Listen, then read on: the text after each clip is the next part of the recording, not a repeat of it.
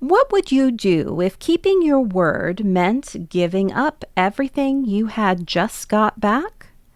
In today's story, a Roman prisoner is sent home across the sea, carrying a message and a promise.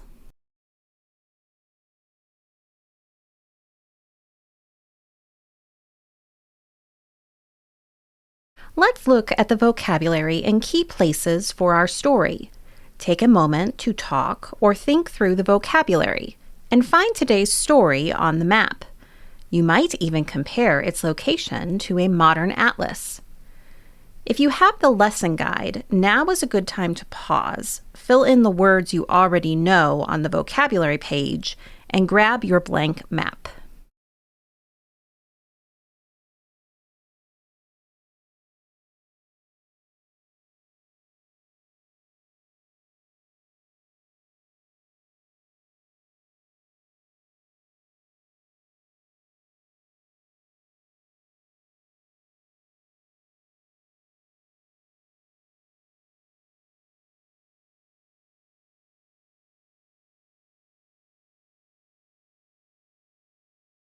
The Story of Regulus.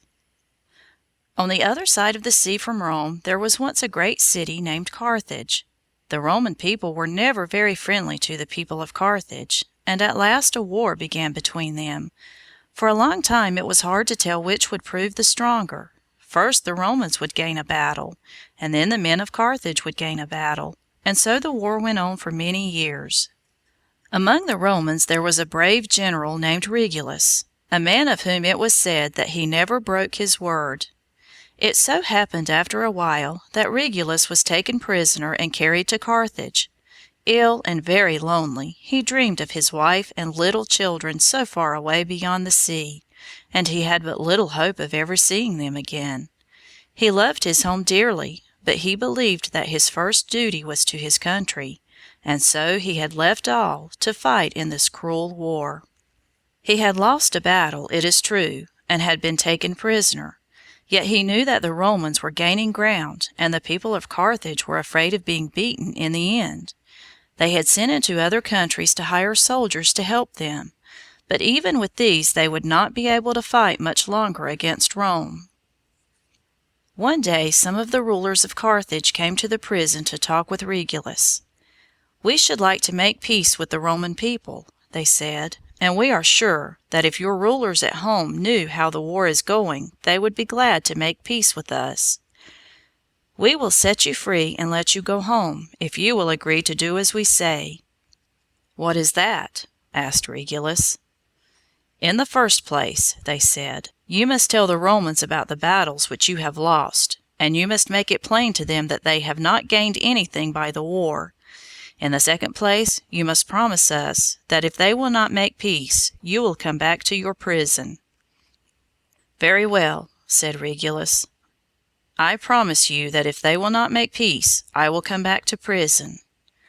And so they let him go, for they knew that a great Roman would keep his word. When he came to Rome, all the people greeted him gladly. His wife and children were very happy, for they thought that now they would not be parted again. The white-haired fathers who made the laws for the city came to see him. They asked him about the war. "I was sent from Carthage to ask you to make peace," he said. "But it will not be wise to make peace. True, we have been beaten in a few battles, but our army is gaining ground every day. The people of Carthage are afraid, and well they may be. Keep on with the war a little while longer, and Carthage shall be yours. As for me, I have come to bid my wife and children and Rome farewell. Tomorrow I will start back to Carthage and to prison, for I have promised."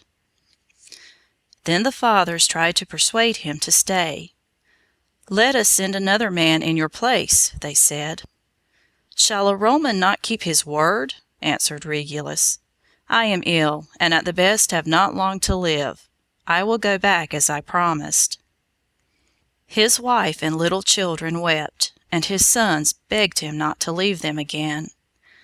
"I have given my word," said Regulus. "The rest will be taken care of." Then he bade them good-bye, and went bravely back to the prison and the cruel death which he expected. This was the kind of courage that made Rome the greatest city in the world.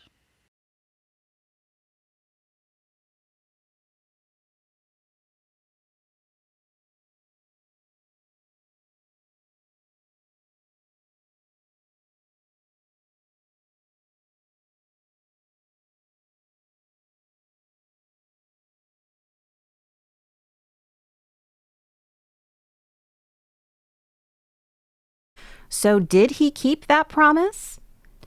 In the old Roman tradition, he sailed back to Carthage rather than break his word, and Romans told his story for centuries as the highest kind of courage. We do the planning, the books come alive, your child does the learning. See you next time.